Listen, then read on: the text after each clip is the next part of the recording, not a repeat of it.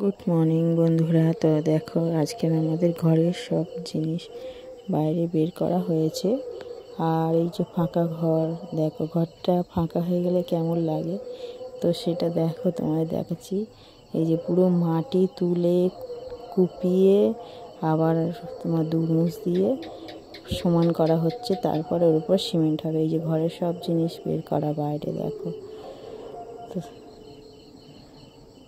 এই জিনিস বার করা আবার গোছানো, দেখো তোমাদের আগে ফাঁকা ঘর দেখিয়েছি, এই যে ঘর পুরো রাতলাই হয়ে গেছে, তার উপরে প্লাস্টিক বিছিয়ে এই যে তোমাদের দেখাচ্ছি। সাজিয়েছি, এবার সাজানো ঘরটা দেখাচ্ছি তোমাদের। দেখো প্রথমেই সিংহাসন দেখো এখানে রেখেছি একদম সামনে, এটা আমাদের ঘরের গেট। তারপরে দেখো দুখানা আলমারি পর পর বসেছে ঘরটার মধ্যে। তারপর এখানে তিনখানা চেয়ার, এই সাদা আলমারিটা আমার, এই চেয়ার এটাও আমার। তো ওর ঘরেতে শুধু এই আলমারিটা আর একটা তক্তপোষ আর দুটো কাঠের জিনিস ছিল আর একটা টিভি ছিল। তো এই সিলিন্ডার আর এইটা সেলাই মেশিন, ওই সিলিন্ডারটাও আমার, সেলাই মেশিনটাও আমার। দেখো মানে আমার আগের বরের এইগুলো সব। আর এই যে পুরো খাটটা বালিশ খাতা, দেখো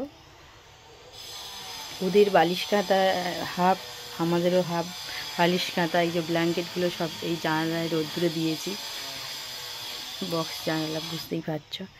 আর এরপরে দেখো তোমার এই যে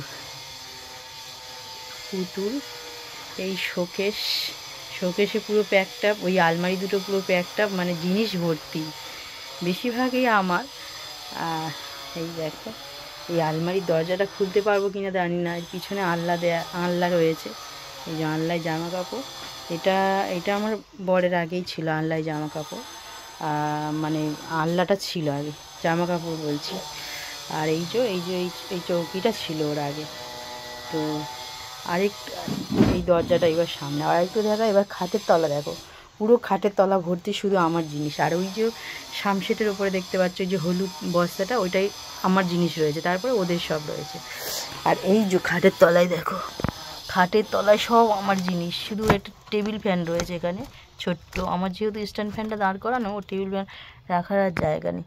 তো পুরো দেখো খাটের তলাটা পুরো জিনিস ভর্তি। এই যে 6-7 খাট, এই যে বসে 6-7 খাট। তো এই 6-7 খাটের তলাটা পুরো শুধু জিনিসে ঠাসা।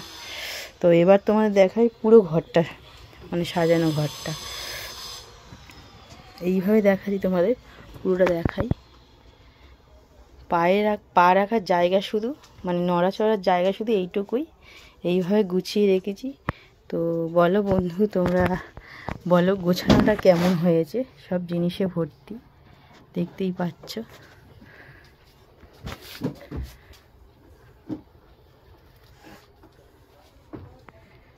আবার ফিরে এলাম সেই দরজার কাছে।